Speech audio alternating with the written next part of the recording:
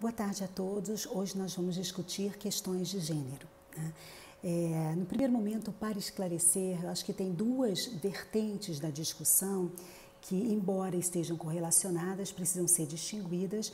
Uma delas é questões de gêneros como uma referência à identidade sexual ou de gênero de um determinado indivíduo e de um determinado grupo, né? E o outro, questões de gêneros como se referindo à orientação sexual de um determinado indivíduo, ou seja, a que se direciona os desejos de um indivíduo. E aí nós poderíamos entender a questões como a hetero ou a homossexualidade, né? Embora essas questões elas não sejam totalmente separadas, a nossa discussão aqui vai estar centrada na discussão do primeiro grupo, questões de identidade sexual e de gênero. E nós vamos dividir, então, essa discussão em dois tópicos. O primeiro vai ser mais teórico e vai abordar as diversas ondas do feminismo, os movimentos sociais e, de alguma forma, qual o foco em cada momento, quais as demandas de cada momento. E no segundo momento nós vamos fazer uma análise mais dos problemas bioéticos que ainda são enfrentados pelos indivíduos identificados como sendo o sexo ou gênero feminino, né? Então, para falar do feminismo, nós vamos seguir, no primeiro momento, uma caracterização bastante já acadêmica dessa distinção, que fala de 3 ondas do feminismo, né? Eu vou tentar, ao final, fazer uma crítica a essa interpretação e, sobretudo, eu vou tentar falar do feminismo decolonial, do feminismo negro, como uma crítica a esse feminismo e uma crítica muito mais radical a toda essa estrutura heteronormativa da nossa sociedade, né? Mas, então, retomando o primeiro ponto, a primeira onda do feminismo poderia ser caracterizada como uma luta por direitos civis. Se a gente considerar o marco dessa primeira onda, Mary Wollstonecraft, e o seu livro publicado em 1790, A Reivindicação dos Direitos das Mulheres, né, nós poderíamos perceber que o que estava em foco nesse momento era uma tentativa de conseguir uma igualdade sob o ponto de vista dos direitos civis. É esse momento que nós nos reportamos às lutas, e bastante posteriores, inclusive, né, em diversos países, sobre o voto feminino, o reconhecimento do direito ao trabalho da mulher, o reconhecimento da guarda ou tutela dos filhos e assim sucessivamente, né? Então, essa primeira onda ela é caracterizada, sobretudo, sob o ponto de vista da justiça, como uma tentativa de encontrar igualdade em termos de direitos básicos, em termos de direitos civis do grupo ao qual pertencem as mulheres, né? Na década de 1970, na década de 70, é marcada por uma série de movimentos estadunidenses e em todo o mundo, mas com forte preponderância nos Estados Unidos, movimentos de reivindicação de grupos específicos por justiça. Essas reivindicações elas surgem no primeiro momento justamente em contraposição a uma perspectiva de justiça que entendia o foco da justiça como um ser incorporado, né, não corporificado, um ser abstrato e que agia de uma forma imparcial, um ser sem características físicas e socioeconômicas e de gênero que o demarcassem, né? E que de alguma forma fortalecessem ou caracterizassem as suas reivindicações. Então, esse momento é um movimento é um momento marcado pelo movimento negro, é um momento marcado pelo movimento homossexual e também pelo feminismo. Então, o feminismo que surge nesse primeiro momento, que da década de 60 à década de 80, mais ou menos, é aquilo que a gente vai chamar da segunda onda do feminismo, que, ao contrário da primeira onda, que buscava uma igualdade, essa segunda onda ela vai tentar reivindicar a diferença, ou seja, um certo reconhecimento de que existe uma particularidade na vivência das mulheres, no ser mulher, e essas particularidades geram demandas específicas e essas demandas precisam ser reconhecidas enquanto tal, né? É desse momento também que foi cunhado e utilizado pela primeira vez por uma mulher lésbica, Rubian, em 1975, o termo gênero, né? O termo gênero ele surge numa contraposição ao termo sexo como algo demarcado biologicamente, né? O termo gênero diria respeito, então, a características, a uma determinação sociocultural que faz daqueles indivíduos que nascem com sexo feminino, né, ou indivíduos com determinadas características biológicas, fazem com que eles sejam tratados de uma determinada maneira, que eles ocupem um certo e desempenhem um certo papel sociocultural, né? Nesse momento, a característica, essa segunda onda do feminismo, como eu falei, ela é fortemente, então, marcada pelo reconhecimento de demandas específicas do sexo gênero feminino, né? E essas reivindicações vão tentar estabelecer uma crítica a um paradigma teórico, né, um paradigma de pessoa, um paradigma de indivíduo e um paradigma de conduta marcantemente masculino, que seria do reconhecimento do dever, da imparcialidade, características que marcam, inclusive, toda a produção da moralidade e da justiça nesse momento, né? Então, se reivindica aí um outro olhar sobre essas questões. Um olhar que, por exemplo, é desenvolvido pela autora, uma autora que desenvolve, então, a ética do cuidado, que é a Carey Gilligan, e a Carey Gilligan, em 1900, dentro dessa onda, né, de 1960 a 1980, justamente vai tentar desenvolver uma crítica a tudo isso e mostrar que existiria uma ética feminina que é muito mais, cuja ênfase não está no dever, mas está no cuidar, na relação que se estabelece com cada indivíduo, né? Então, nesse momento, o que se busca é uma tentativa de reconhecimento das particularidades do sexo-gênero feminino, né? E eu estou falando sexo-gênero não por... É possível, eu considero, é claro que essa literatura faz essa distinção, o sexo como uma referência biológica e o gênero como uma referência sociocultural, mas no meu entender, ambos são construções, eu vou tratar disso mais tarde, por isso então eu desde o início, eu prefiro me reportar ao binômio sexo-gênero, né? Como se fosse uma só coisa e que gerasse para um grupo de indivíduos um mesmo tipo de discriminação, um mesmo tipo de incidência de preconceitos, incidências de vulnerabilidades, né?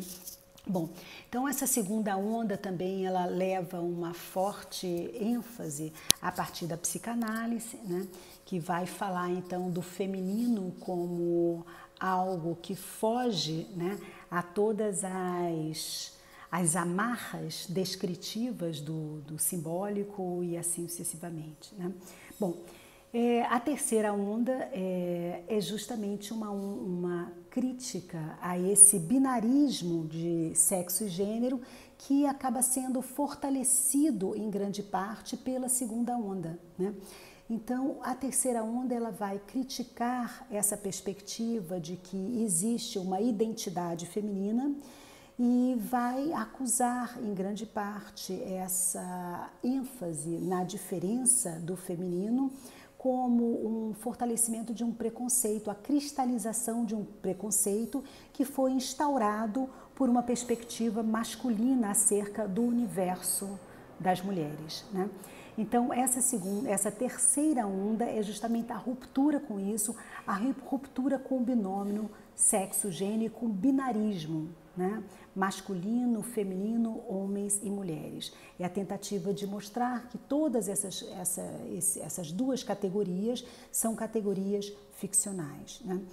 Então, agora, eu queria lembrar um outro aspecto, todas essas três ondas, elas estão caracterizadas, elas são discutidas dentro do que a gente chama hoje em dia do feminismo eurocentrado, do feminismo norte-americano eurocentrado, que em grande parte se caracteriza como o feminismo branco, né? Então é uma percepção da mulher como um ser frágil, um ser que não trabalha e que reivindica trabalho, um ser que é cuidado, mas que não toma atitudes e posições e que não ocupa um papel ativo sobre o ponto de vista social, né? Isso foi denunciado através do feminismo negro e das autoras decoloniais como sendo uma perspectiva colonial do que seria a mulher, lembrando que a mulher negra, a mulher indígena, em realidade, nunca ocuparam esse papel. Elas sempre foram vistas como força de trabalho, como indivíduos que tivessem uma posição marcada na sociedade e em muitas sociedades uma posição de destaque, como é um caso de muitas sociedades indígenas, né? Então, as mulheres do feminismo decolonial vão tentar fazer uma série de reivindicações contra essa perspectiva, vão tentar mostrar que o próprio binarismo, elas vão, na realidade, exercer uma crítica muito anterior a essa terceira onda do feminismo, à questão do binarismo, vão apontar justamente para sociedades onde não existiam, sociedades em que os indivíduos não eram classificados a partir do gênero ou do sexo, né? Mas sofriam outro tipo de ordenação, eram ordenadas de outra forma, como, por exemplo, a idade, o papel desempenhado numa família e assim sucessivamente, né?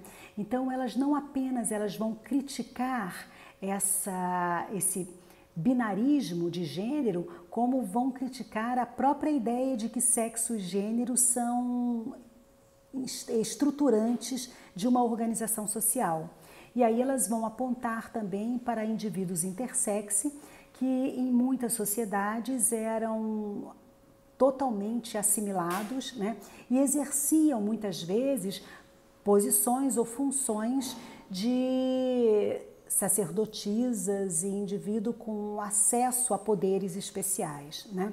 Então, o feminismo decolonial ele vai tentar apresentar a interseccionalidade de todas essas questões, apontando para o fato de que ser mulher ou ser do gênero feminino, né, é um demarcador, mas que precisa ser lido também a partir do papel social que essas mulheres possuem numa determinada sociedade.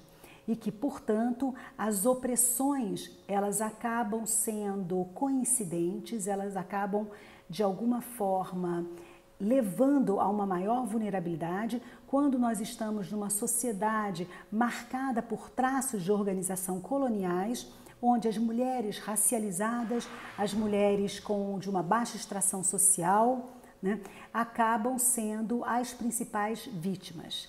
E aí nós passamos também aos problemas enfrentados por todos esses indivíduos que se dizem pertencentes ou que se identificam com esse grupo ao qual nós chamamos de mulheres, né? E aí eu gostaria, evidentemente, de incluir também as mulheres trans, né?